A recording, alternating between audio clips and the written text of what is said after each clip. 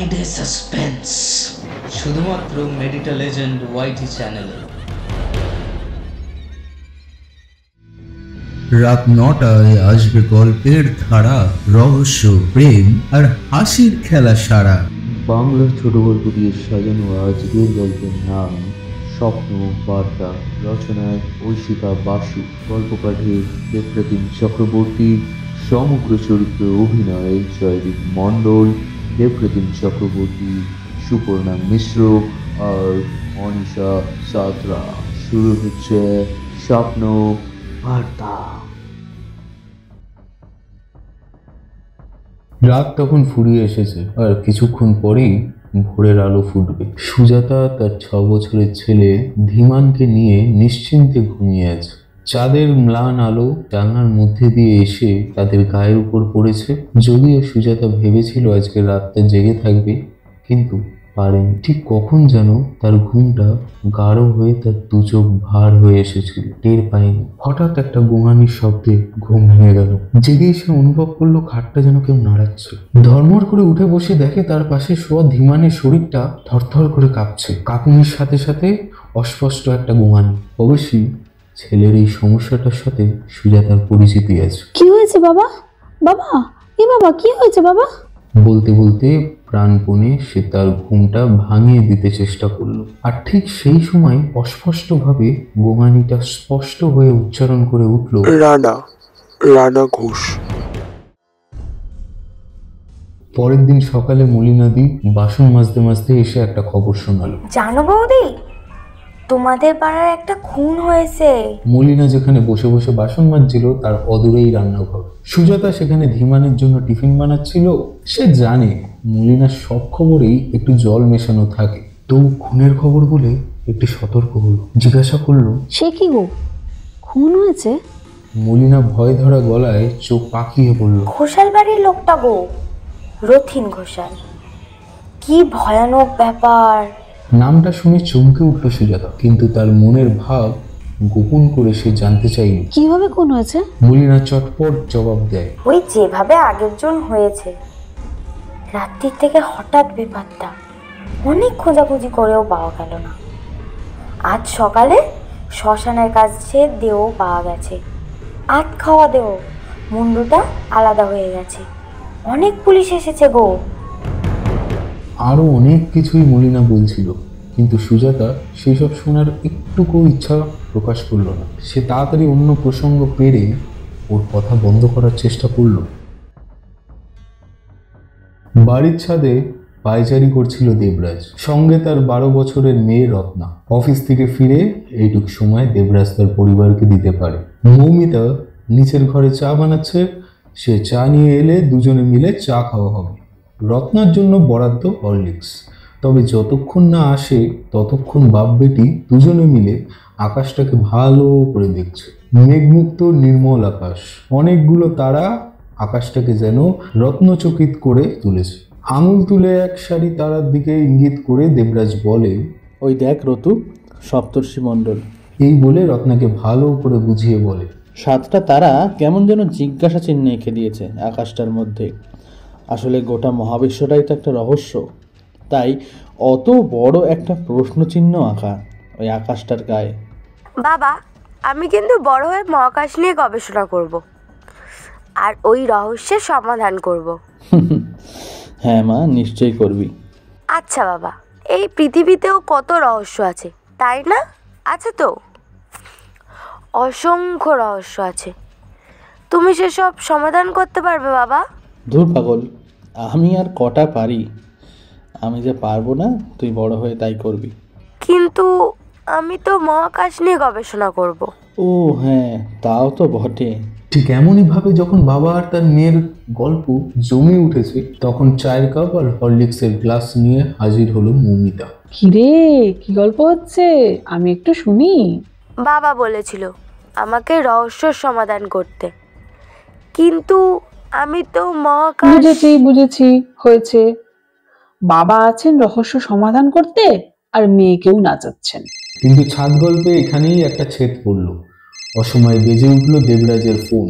স্ক্রিনে নাম ঝলকাচ্ছে জয়দীপ।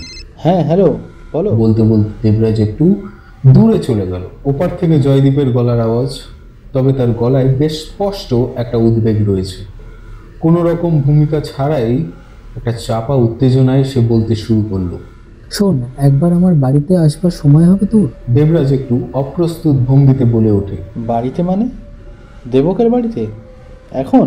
হ্যাঁ, দেবকের বাড়িতে। তবে এখন না হলেও চলবে, কিন্তু ভাই কাল সকালেই আসার চেষ্টা কর না, তোর হেল্প লাগবে, আমার খুব দরকার। কেন, বিপদ কিছু? সিরিয়াস? হ্যাঁ, ব্যাপারটা খুবই সিরিয়াস, আর আমার পরিবার এর সাথে জড়িয়ে পড়েছে। তোকে ভাই প্লিজ হেল্প করতেই হবে। দেবরাজ আগামীকাল খুব সকালেই তার বাড়িতে চলে যাবে বলে কথা দিল। তবে জয়দীপের কাছ থেকে ব্যাপারটা সম্বন্ধে আর একটু বিশদে সে জানতে চাইল, কিন্তু জয়দীপ তখন বিশেষ কিছু আর বলতে রাজি হলো না। সে অবিলম্বেই ফোনটা কেটে দিল। তবে কি তার শৈশবের বন্ধু জয়দীপ সান্যাল খুব গুরুতর সমস্যায় পড়েছে? জয়দীপকে সে খুব বুদ্ধিমান বলেই চেনে। ছোটবেলায় ক্লাসে তো বরাবরই ফার্স্ট হয়ে এসেছে। উচ্চ মাধ্যমিকে 4টি বিষয়ে লেটার মার্কস নিয়ে পাশ করে সে ইঞ্জিনিয়ারিংও পড়তে গেল। এখন একটা নামজাদা বহুজাতিক সংস্থার সহকারী কনসালটেন্ট হিসেবে কর্মরত। কাজের প্রয়োজনে তাকে এখন ভুবনেশ্বরে থাকতে হয়। পরিবার বলতে স্ত্রী আর তার এক ছেলে। বাবা মা দুজনেই বহু বছর আগে গত হয়েছে। দেবকের বাড়িতে এখন তাই তার বউ আর ছেলেই থাকে। ছেলে স্কুল পড়াশোনার জন্য আর জয়দীপের ঘন ঘন বদলির কারণে সে পরিবারের সাথে থাকতে পারে না। তবে উঁচু পোস্টে উঠে গেল দেবরাজের সঙ্গে বন্ধুত্বের কোনো ছেদ পড়েনি। দুজনেই ফাঁক পেলে ফোন করে খবরাখবর নেয় দুজনেরই। দেখা সাক্ষাৎও চলে মাঝে মাঝে। ইদানিং জয়দীপকে অত ফোন টোন করে ওঠাও হয়নি দেবরাজের। কিন্তু এর মধ্যে হঠাৎ কি এমন হলো যে কাল সকালেই দেখা করার জন্য ওরা এত তারা? পরের দিন বেশ সকালেই দেবরাজ রওনা দিয়েছিল জয়দীপের বাড়িতে। ওর বাড়িতে যেতে যেতে মনে হচ্ছিল দেবক জায়গাটা ইদানিং খুবই খারাপ হয়ে গেছে। মাস দুয়েকের মধ্যে সেখানে 3-4টে খুনও হয়ে গেছে বলে খবর বেরিয়েছে। যদিও পুলিশ এখনো কোনো একটা খুনের কিনারা করতে পারেনি। জয়দীপ যে কিভাবে তার পরিবারকে এরকম একটা জায়গায় ফেলে রেখে এত দূরে পড়ে থাকে তা ভাবলে সত্যিই অবাক হয়। দেবরাজ যখন জয়দীপের বাড়িতে গিয়ে পৌঁছালো তখন সকাল 9:30। বেশ ঝলমল রোদ উঠেছে, হিমেল হাওয়া বইছে বেশ ভালোই, বাতাসে একটা ঠান্ডা আমেজ আছে। এমন পরিবেশে মনটা চনমনে হয়ে যায়। কিন্তু জয়দীপের বাড়িতে গিয়ে দেবরাজ টের পেল সেখানে এখন বিরাজ করছে একটা থমথমে পরিবেশ। সে আসতেই জয়দীপ ওকে নিয়ে গেল বাড়িতে। বৈঠকখানাটা বেশ বড় এবং সুসজ্জিত। ঘরের মাঝখানে একটা মাঝারি সাইজের কাচের টেবিল, আর পায়াগুলো সেগুন কাঠ। তার চারিদিকে রয়েছে মেহগিনি কাঠের ভারী 4খানা চেয়ার। তাতে বসার সুবিধার জন্য গদি আর বালিশও রয়েছে।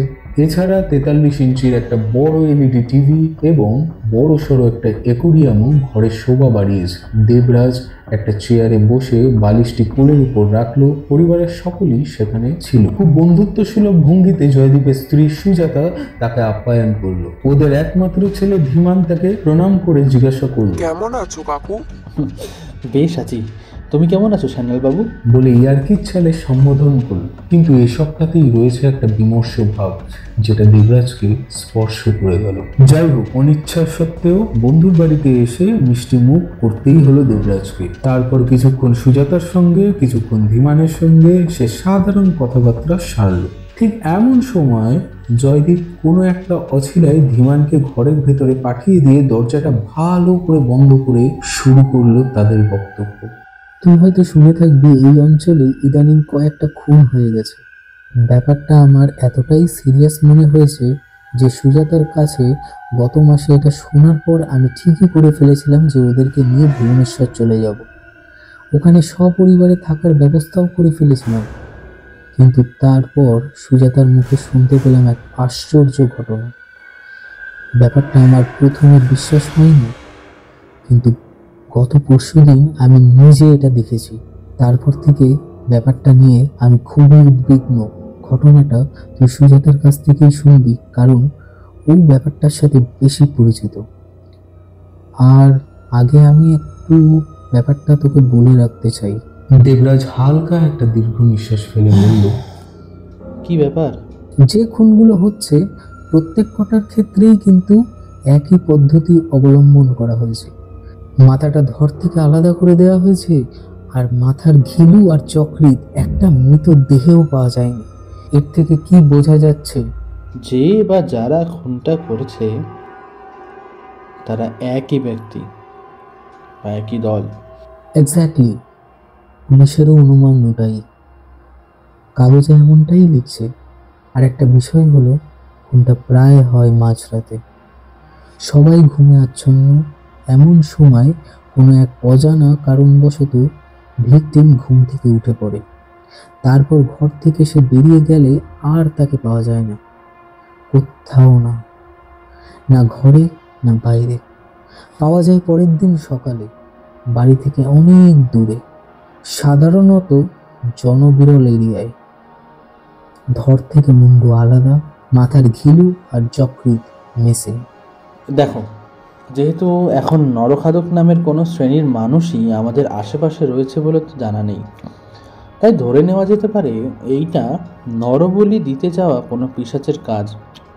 অথবা এমনও তো হতে পারে যে কোনো বিকৃত মনস্ক আততায়ী এই কাজ করছে খুব সুচারু উপায়ে। জয়দীপ মাথা নাড়ল। যদি এমনটাই হতো তবে ভিকটিম নিজে কেন ঘর থেকে বেরিয়ে যাবে? এমনকি পুলিশের রিপোর্টেও বাড়িতে কারোর আসার বা সেখান থেকে বেরোনোর কোনো এভিডেন্স নেই। দেবরাজের কোনো প্রত্যুত্তর দিল না। জয়দীপ তারপর বলল, এরপরও যদি তোর মনে হয় এটা কোনো একটা আততায়ীর কাজ, তবে সুজাতার কাছে শুনলে তোর সেটুকু বিশ্বাস উবে যাবে। ব্যাপারটা কিরকম? ঠিক এমন সময় ঘরের থেকে ধীমান বেরিয়ে এলো। বাবা, কার্টুনটা বন্ধ হয়ে গেল, একটু দেখো না। এই বলেই সে জয়দীপকে টানতে টানতে অন্য ঘরে নিয়ে গেল। যদিও জয়দীপের যাওয়ার ইচ্ছে ছিল না, কিন্তু উপায়ান্তর না দেখে সে দেবরাজকে বলল, দেবু, তুই বাকিটা সুজাতার কাছ থেকে শোন, আমি আসছি। ও হ্যাঁ, আমার আরো কিছু বলার আছে। কথাগুলো বলতে বলতে সে ছেলের হাত ধরে অন্য ঘরে ঢুকে দরজা বন্ধ করে দিল। বৈঠকখানার ঘর থেকে জয়দীপের বাড়ির বাগানটা খুবই সুন্দর দেখা যায়।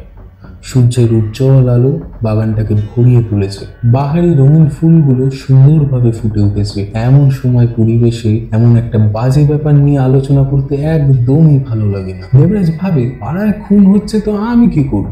এমন সময় সুজাতা বলে ওঠে, আসলে আপনাকে হয়তো আমরা ডিস্টার্ব করছি, কিন্তু জানেন, সত্যি বাধ্য না হলে আজ আমরা আপনাকে আসতে বলতাম না। তো বেশ, তো বলুন না। সুজাতা শুরু করে। জানেন, গত মাসে ব্যাপারটা প্রথম লক্ষ্য করেছিলাম। আমার ছেলে আর আমি রাতে একসাথেই শুই। ভোর হওয়ার ঠিক আগে কটা বাজে জানি না, হঠাৎ দেখি ওর সারাটা শরীর কাঁপছে। সে কি অসহ্য কাঁপুনি আর ছটফটানি। ওর এই ছটফটানিতে খাটটা এতই কাঁপছিল যে আমার ঘুম ভেঙে যায়। আমি তো ভাবছিলাম ও কোনো বাজে স্বপ্ন দেখে ভয় পেয়েছে। মাঝে মধ্যেই তো ভূতের সিনেমা দেখে, তাই আমি চেষ্টা করলাম ওর ঘুম ভাঙিয়ে দিতে, কিন্তু ওর ঘুম সহজে ভাঙল না। একটু বাদেই শুনতে পেলাম ও যেন অস্পষ্টভাবে কি একটা বলার চেষ্টা করছে। ভালোভাবে শুনবার চেষ্টা করলাম, ও একটা নাম বলছিল।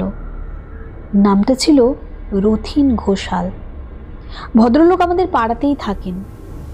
আমি ভাবলাম বোধহয় রথিনদার কাছ থেকে কোনো ভয়ের কথা শুনেই তাই ওই নামটা বলছে। যাই হোক, পরের দুদিন কিছু হলো না, কিন্তু তারপর একদিন পরেই ঘটল এক অদ্ভুত কাণ্ড। রথিনদা হঠাৎ বাড়ি থেকে নিখোঁজ। হঠাৎ রাত্রিরে সে কোনো এক অজানা কারণে বাড়ি থেকে বেরিয়ে যায়। তারপর সে আর ফেরেনি। আমরা যারা ওনাকে চিনি তারা তো খুব অবাক হয়ে গেছিলাম। রথিনদার মতো লোক হঠাৎ নিখোঁজ হলো, কি ব্যাপার? কিন্তু তারপরেই শুনি একটা বাজে খবর, রথিনদার মৃত্যু হয়েছে। আর কি বিভৎস সেই মৃত্যু! আমাদের বাড়িতে যে কাজ করতে আসে সেই প্রথম খবরটা দিয়েছিল। প্রথমটায় আমি বিস্মিত হয়েছিলাম বটে, কিন্তু সেইভাবে কিছু ভাবিনি। বিশেষত যেখানে এইভাবে ভয়ঙ্কর রকমের খুন হতে পারে সেখানে আমাদের থাকাটা কতখানি নিরাপদ এই ভাবনাতেই আমি বেশি বিচলিত হয়ে পড়েছিলাম। আপনার বন্ধুকে আমি তখনই ফোন করি। তারপর আমরা দুজনেই ঠিক করি যে এখান থেকে চলে যাব। কিন্তু এরপর একের পর এক সেই একই ঘটনা ঘটতে থাকে। রাত্রিরে ছেলের বাজে স্বপ্ন দেখে কাঁপুনি, তারপর একটা পরিচিত নাম উচ্চারণ, আর তার ঠিক 3 দিনের মধ্যে সেই ব্যক্তির মৃত্যু। এভাবে কম করেও 6খানা খুন হয়েছে এই পাড়ায়, আর সবাই আমাদের খুব পরিচিত। এটা কি হচ্ছে দেবরাজদা? আমি তো এর কিছুই বুঝতে পারছি না। সুজাতার গলায় একটি আকুতি টের পায় দেবরাজ, কিন্তু সে নিজেও এত অবাক হয়ে গেছে এর কোনো উত্তরও সে দিতে পারে না। খানিকক্ষণ পরেই সে বলে, আচ্ছা, যেসব বাড়িতে খুনগুলো হচ্ছে তাদের প্রত্যেককেই তো আপনারা চেনেন বললেন, তাই না? হ্যাঁ, চিনি। তো তাদের বাড়িতে গিয়ে কখনো খোঁজ নিয়েছেন? প্রায় প্রতিটা ক্ষেত্রেই হয় আমি নয় আপনার বন্ধু গিয়ে খোঁজ নিয়েছি, আর প্রত্যেকের কাছ থেকেই আমরা একই কথা শুনতে পাচ্ছি, প্রত্যেকটা খুন একই ধরনের। আর একটা ব্যাপার আমার ভয় হচ্ছে জানেন, আমার ছেলে যে ওদের নামগুলো আগে থেকে জানতে পারছে এ কথা এখনো কাউকে জানানো হয়নি। পুলিশ যদি কোনো রকম এটা জানতে পারে তবে বলা যায় না হয়তো আমাদেরকেই সন্দেহ করে বসবে, আমাদের কথা হয়তো তারা বিশ্বাসই করবে না। এই ভয়তেই আমরা এটা বাইরের কাউকে জানাতে পারছি না। আমি বিশ্বাস করুন, আমি কিছুতেই বুঝতে পারছি না আমার ছেলে কিভাবে এর মধ্যে জড়িয়ে পড়লো। সুজাতার কথা চলাকালীনই ঘরে এসে ঢুকলো জয়দীপ। দেবরাজ জয়দীপকে জিজ্ঞাসা করে, কিরে ধীমান কি করছে? দেবরাজের উল্টো দিকে চেয়ারটায় বসতে বসতে জয়দীপ বলে, ওই কার্টুন দেখছে। আচ্ছা, ওকে কি এর মধ্যে খুব ভয়ের কিছু দেখানো হয়েছে? সেই রকম তো আমরা কিছু দেখাইনি, আর বাইরে থেকে ও খুব ভয়ের কিছু দেখলে ও নিশ্চয়ই মাকে বলতো। দেবরাজ মিনিট খানিক ধরে কনুইটাকে টেবিলের উপর রেখে 2 হাতের তালুতে মুখটাকে ধরে খুব গভীরভাবে কি একটা ভাবলো, তারপর বলল, তো ধীমানকে তোরা এই স্বপ্নের ব্যাপারে প্রশ্ন করিসনি? ও বলেছে, কিন্তু সেভাবে ভালোভাবে কিছু বলতে পারে না। একটা ছকের কথা ও বলে, ছকটায় নাকি অনেকগুলো নাম লেখা। আমরা ব্যাপারটা ঠিক বুঝিনি। তুই নিজেই ওর কাছ থেকে জিজ্ঞাসা করে নে না, সেটাই মনে হয় ভালো হবে।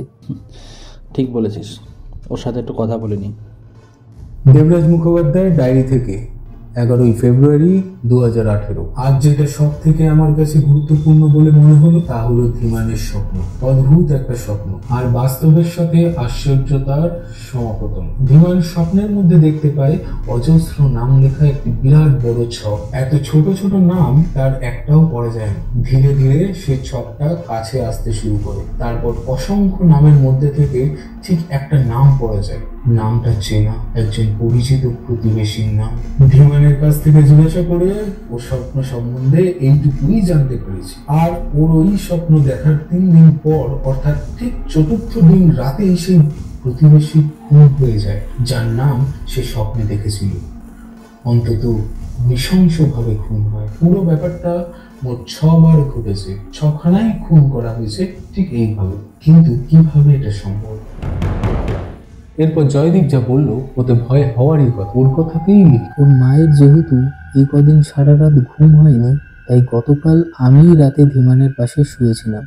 সারা রাত জেগে থাকবার পরে প্রায় 4টে, 4:30 নাগাদ যখন আমার চোখটা ঘুমে জড়িয়ে এসেছে, ঠিক সেই সময় টের পেলাম খাটটা ধরে যেন কেউ নাড়াচ্ছে, অত্যন্ত ভয়ঙ্করভাবে নাড়াচ্ছে। আলোটা যেহেতু রাতে জ্বালিয়ে রেখেছিলাম তাই দেখতে আমার সমস্যা হয়নি, কিন্তু যা দেখলাম তাতে আমার রাতের সমস্ত ঘুম ছুটে গেল। দেখলাম ধীমানের শরীরটাকে যেন কেউ অসম্ভবভাবে জোরে নাড়াচ্ছে। বাইরে থেকে কেউ যদি এত জোরে না নাড়ায়, একটা মানুষের দেহ ঘুমের মধ্যে কিন্তু এইভাবে জোরে নড়তে পারে না। আর তার সাথে একটা বিশ্রী রকমের গোঙানির আওয়াজ। এমন ভয়ঙ্কর অবস্থা দেখে চিৎকার করতে যাব, ঠিক এমন সময় হঠাৎ করে তার মুখে একটা নাম শুনলাম, আর নামটা শুনেই আমার শিরদাঁড়া বেয়ে একটা ঠান্ডা স্রোত নেমে গেল। নামটা কি? ধীমান সান্যাল। নামটা উচ্চারণ করতেই তার মুখটাও কেমন একটা ফ্যাকাশে হয়ে গেল। ছেলে যে তার নিজের নাম বলছে এটা জয়দীপ কাউকে জানায়নি। সুজাতা আতঙ্ক হয়ে পড়বে ভেবে সে ওকেও কিছু জানায়নি, কিন্তু সে নিজেই আতঙ্ক হয়ে পড়েছে। সে প্রায় নিরুপায় হয়ে গতকাল আমাকে ফোন করেছে। তবে এখন এই স্বপ্ন রহস্যটাকে ভেদ করতে হবে, এর জন্য এখন অনেক পড়াশোনার দরকার, অনেক ভাবনা চিন্তাও করতে হবে। কিন্তু হাতে আছে শুধু কালকের দিনটা আর পরশু রাত্রিবেলার মধ্যেই যা করবার করে ফেলতে হবে। জয়দীপ যদি গতকাল সকালে আমাকে সব জানাতো তাহলে আর একটু সময় পেতাম। তবে ধীমানের সাথে কথা বলে একটা ব্যাপার আমি বুঝতে পেরেছি, ছেলেটি অসম্ভব রকমের বুদ্ধিমান। আজ বিকালে ওদের ওখানে একবার যেতে হবে, তার আগে কিছু পড়াশুনো করে। 13 ফেব্রুয়ারি 2018 হিসাব মতো আজ আমার পরীক্ষার দিন। আর আমার এই পরীক্ষার সাফল্য বা ব্যর্থতার সাথে আমার বন্ধুর ছেলের জীবন জড়িয়ে আছে, তাই এটা আমার কাছে রীতিমতো চ্যালেঞ্জিং। অথচ এই ধরনের ঘটনা সম্বন্ধে আমার কোনো পূর্ব অভিজ্ঞতা নেই, এমনকি এমন কোনো অপার্থিব ঘটনা ঘটতে পারে সে সম্বন্ধে আমি কোনোদিনও আন্দাজও করতে পারিনি। তবে এই দুদিন আমি অনেক পড়াশোনা করেছি, সারা রাত জেগে পড়েছি এবং নোট নিয়েছি। আর সকালে এবং বিকেলে একবার করে জয়দীপের বাড়ি গিয়ে 3 দিন ধরে ধীমানকে একটা মানসিক ব্যায়াম শিখিয়েছি, এর নাম আত্মসম্মোহন। জানি না এইভাবে কতদূর আমি সফল হব, তবে সমস্তটা বিশ্লেষণ করে আমি যতদূর বুঝেছি তা যদি সঠিক হয় তবে আমি সাফল্য অর্জন করতে পারবো বলেই আমার বিশ্বাস। তবে এই কথাও ঠিক, এখানে একটা সামান্য ভুল হয়ে উঠতেও পারে আমার, অথবা আমার কোনো প্রিয়জনের মৃত্যুর কারণও হয়ে উঠতে পারে। আর কিছুক্ষণ পরেই বেরোতে হবে, দেখা যাক কি হয়। দেবরাজ যখন জয়দীপের বাড়ি গিয়ে পৌঁছালো তখন ওদের সকলেরই ডিনার হয়ে গিয়েছে। জয়দীপ আর সুজাতা তারই আসবার প্রতীক্ষায় বসে রয়েছে। দেবরাজ এসে বলল, আজ রাতে আমি ধীমানের সঙ্গে থাকব, অন্য কেউ থাকবে না। সুজাতা এর উত্তরে কিছু বলতে যাচ্ছিল, কিন্তু জয়দীপ ওকে থামিয়ে উঠে বলল, ঠিক আছে তাই হবে, কিন্তু ভাই দেখিস সবকিছু কিন্তু তোর উপরেই নির্ভর করছে। বলতে বলতে জয়দীপের গলাটা ঈষৎ ধরে এলো। দেবরাজ ওর কাঁধে হাত রেখে বলল, তুমি চিন্তা করো না, আমি আমার সাধ্যমতো চেষ্টা করব। তবে একটা রিকোয়েস্ট, রাত্রিরে তোমরা কেউ এই ঘরে ঢুকবে না, তাতে বিপদ বাড়তে পারে। এই বলে আর ওদের সাথে কথা বাড়াতে চাইল না দেবরাজ। ধীমানকে তার নিজের ঘরে পাঠিয়ে দেওয়া হয়েছে। এবারে সুজাতা আর জয়দীপ সেখানে গিয়ে ধীমানকে বুঝিয়ে দিল, আজকে রাতে দেবু কাকু তোমার সাথে থাকবে, তুমি নিশ্চিন্ত হয়ে ঘুমিয়ে পড়ো শোনা। হ্যাঁ, দেবরাজ সেই ঘরে যেতেই ওরা ঘর থেকে বেরিয়ে গেল। আত্মসম্মোহনের মাধ্যমেই ধীমানকে প্রথমেই ঘুম পাড়ালো দেবরাজ। তারপর মোবাইলে রাত 3:30টার সময় অ্যালার্ম দিয়ে সে নিজেও ঘুমিয়ে পড়ল। রাতে ভালো ঘুম হলো না, 1 ঘন্টা 1.5 ঘন্টা অন্তরই তার ঘুম ভেঙে যাচ্ছিল। পাশের ঘরে জয়দীপ ও সুজাতা রয়েছে। কথাবার্তার আওয়াজে বুঝতে পারলো ওরাও রাতে ঘুমাতে পারছে না। 3:30টার সময় অ্যালার্মের আওয়াজ শুনেই ঘুম ভাঙলো তার। ঘুম থেকে উঠেই আগে আলোটা জ্বালে সে, তারপর ধীমানকে ধাক্কা দিয়ে জাগালো। ধীমানের ঘুম অত্যন্ত গাঢ়, তাই তাকে ঠিকমতো জাগাতে বিশেষ বেগ পেতে হলো তাকে। ধীমানের ঘুম যখন কিছুটা ভাঙলো তখন ঘড়িতে 4:45 বেজে গেছে। আর বেশিক্ষণ অপেক্ষা করা যাবে না। চোখে জলের ঝাপটা দিয়ে ধীমানের ঘুম জড়িত ভাবটাকে কাটিয়ে তাকে শুয়ে চোখ বন্ধ করতে বলল দেবরাজ। ও চোখ বন্ধ করলো। ওর কানের কাছে খুব আস্তে আস্তে দেবরাজ বলতে লাগলো, তোমার সামনে একটা বিরাট বড় ছক, তার মধ্যে অজস্র নাম লেখা। তুমি একটা নামও পড়তে পারছো না। ভালো করে ছকটাকে দেখো, ছকটাকে দেখো, ছকটাকে দেখো। তোমার সামনে যে ছকটা আছে সেটা তুমি মুছে ফেলো ধীমান, ছকটাকে মুছে ফেলো ধীমান, ছকটাকে মুছে ফেলো ধীমান। এইভাবে বলতে বলতে দেবরাজ টের পেল ধীমান আবার ঘুমিয়ে পড়ছে। ঠিক এমন সময় ঘরের মধ্যে দিয়ে একটি বিশ্রী গন্ধ নাকে এলো দেবরাজের, আর সাথে সাথে বাতাস যেন খুব ভারী হয়ে আসতে লাগলো। দম আটকে আসছে দেবরাজের। হঠাৎ ঘরের আলোটাও নিভে গেল।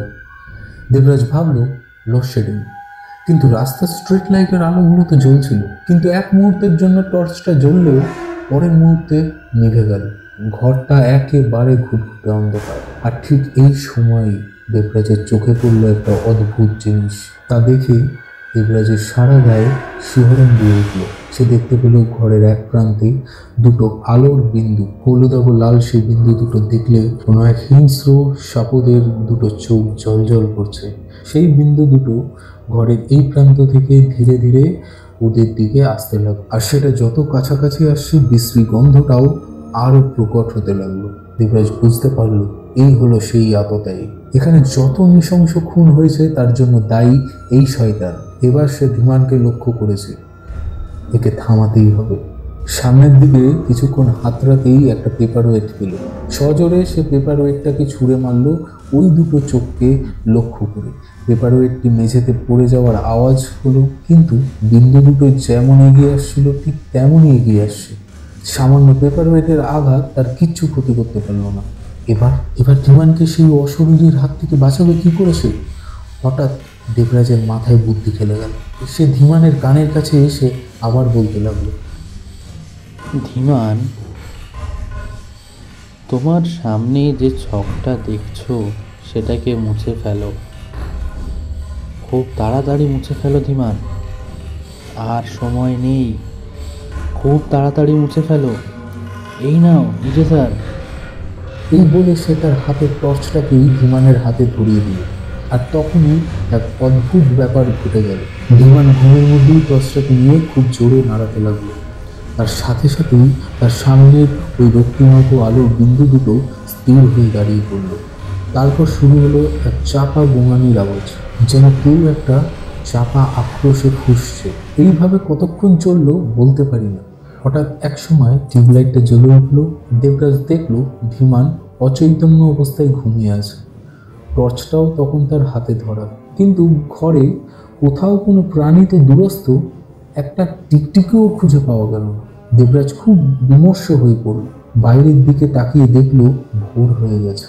সকাল 6টার সময় সে জয়দীপ আর সুজাতাকে ঘরে ডাকলো। ঘরে এসে দেখলো ধীমান ঘুমিয়ে রয়েছে, সম্পূর্ণ সুস্থ। আজকের রাতে দেবরাজের জয় হয়েছে, তাই দেখে ওদের আনন্দ ধরে না। ছেলেকে আদর করে চুমু খেয়েই তারা ওর ঘুমটাকেই ভাঙিয়ে দিল। তারপর জয়দীপ দেবরাজের কাছে এসে ওর হাত দুটোকে ধরে বলে ওঠে, ভাই, ধন্যবাদ দিয়ে তোকে আর ছোট করব না। তুই আমার যা উপকার করলি, কোনো বন্ধু এমনটা করতে পারে? তোকে যে আমি কি বলবো। আর কিছু কথা খুঁজে না পেয়ে সে আনন্দে দেবরাজকে জড়িয়ে ধরলো।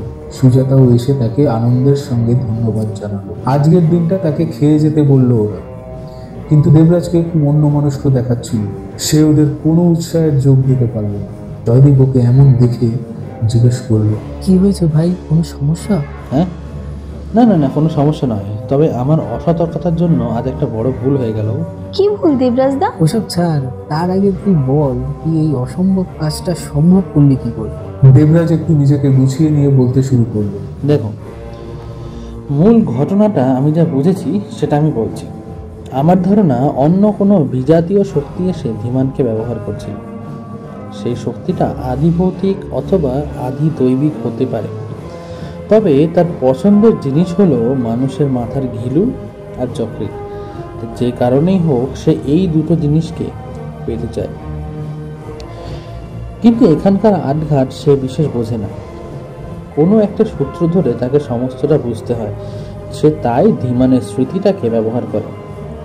ধীমান যে ছকটা দেখছিল সেটা তার স্মৃতিতে থাকা লোকের নাম। আততায়ী সেই সব লোকের নাম আর তাদের সমস্ত বিবরণ ধীমানের স্মৃতি থেকে সংগ্রহ করে ছকটা প্রস্তুত করছিল। তারপর যাকে সুবিধাজনক মনে হচ্ছিল তাকে খুন করে তার উদ্দেশ্য সাধন করছিল। ওই ছকটাই ছিল ওর মূল হাতিয়ার। কিন্তু তাহলে ধীমানকেই ওরা মেরে ফেলবার চেষ্টা করলো কেন? প্রশ্নটা শুনে সুজাতা হঠাৎ চমকে উঠে জয়দীপের দিকে বিস্ময়ের দৃষ্টিতে তাকালো, কিন্তু দেবরাজের সামনে সে বিশেষ কিছুই প্রকাশ করলো না। দেবরাজ বলে, তার কারণ আমার ধারণা ধীমানের স্মৃতি থেকে তার আর কিছু পাওয়ার ছিল না, তাই সে তাকে হত্যা করে তার যাবতীয় প্রমাণ লোপাট করতে চাইছিল। যাই হোক, সে তো আর পারেনি, আমার ছেলে বেঁচে গেছে। তোমার ছেলে তো বেঁচে গেল, কারণ ওর ইচ্ছা শক্তি বাড়িয়ে স্বপ্নের মধ্যে কিভাবে ছকটা মুছে ফেলতে হয় সেটা আমি ওকে শিখিয়ে দিয়েছি। ওই ছকটাকে মুছে ফেলে আততায়ীর প্রধান অবলম্বনটাকে সে ধ্বংস করে দিয়েছে। তোমার ছেলেটার বিপদ নেই। তাহলে তো আর চিন্তাই নেই। দেবরাজ অধৈর্যের ভঙ্গিতে মাথা নাড়তে নাড়তে বলে, না না, চিন্তা আছে। ওই রাত্রিবেলায় যে হিংস্র চোখ দুটো আমি দেখেছিলাম সে পালিয়ে গেছে। জয়দীপ অবাক হয়ে যায়। হিংস্র চোখ? দেবরাজ রাত্রিবেলায় যা দেখেছে তা বর্ণনা করে, তারপর বলে, ওই চোখ দুটোই হচ্ছে সর্বনাশ। তুমি বলতে না যে খুন হবে সে নিজেই রাত্রিবেলায় ঘর থেকে বেরিয়ে যেত, তারপর তার আঁখে আর কোথাও তাকে পাওয়া যেত না। ওই চোখ দুটোই হচ্ছে তার কারণ। ঘুমন্ত ব্যক্তিকে ঘুমের মধ্যে সে প্রলুব্ধ করে নিয়ে তাকে বাইরে টেনে নিয়ে যেত, তারপর জনবিরল এলাকায় নিয়ে গিয়ে সে তার কাজ সারত। উফ, কি সাংঘাতিক! সে কারণেই তো আমি আর কিচ্ছুতেই শান্তি পাচ্ছি না। পালিয়ে তো গেল, কিন্তু কিভাবে কাকে আক্রমণ করবে আমরা তাও এখনো বিন্দু বিসর্গ কিছু জানি না। সেই দিন আর তার পরের দিন দেবরাজ খুব ভালো করে বিশ্রাম নিল। আগের দিনগুলোর ধকল সহ্য করে তার আর কোনো কাজেই মন বসছিল না। বাড়ির লোকের সঙ্গেও বেশি একটা সময় দিতে পারল না। দুদিন ধরে বিশ্রাম করে একটু চাঙ্গা হলো সে। তারপর একদিন বিকেলে রত্না তাকে ধরল। বাবা, জয়দীপ কাকুদের বাড়ি কি হয়েছিল বলো না? না, এখন নয়, সন্ধ্যাবেলা চা খাওয়ার সময় বলো কেমন? দেবরাজ বলল, সন্ধ্যাবেলার ছাদ গল্পে আজকে জয়দীপের বাড়ির ঘটনাটাই পুঙ্খানুপুঙ্খভাবে বর্ণনা করতে লাগলো দেবরাজ। ধীমানের স্বপ্নর ব্যাপারটা যখন সে বলছে তখন দেবরাজকে থামিয়ে রত্না হঠাৎ বলে উঠল, বাবা জানো, এই স্বপ্নটাই কাল আমি দেখেছি। একটা ছক, আর তার মধ্যে অজস্র নাম লেখা। বিস্ময় চিৎকার করে উঠে দেবরাজ। বলিস কি? এবার মৌমিতা বলতে শুরু করলো, হ্যাঁ গো, তোমার শরীরটা ক্লান্ত ছিল না বলে কিছু জানাইনি। মেয়ে কাল রাতে স্বপ্ন দেখে খুব ভয় পেয়ে গেছিল। সে কি ছটপটানি আর গোগানি! আমি ওকে যত থামাতে যাই ততই ও গোগাতে থাকে। কিন্তু পরে বুঝলাম ও গোগানির মধ্যে একটা নাম বলছিল। দেবরাজ উত্তেজিত হয়ে বলে ওঠে, কি নাম? আরে তোমার নাম, দেবরাজ মুখোপাধ্যায়।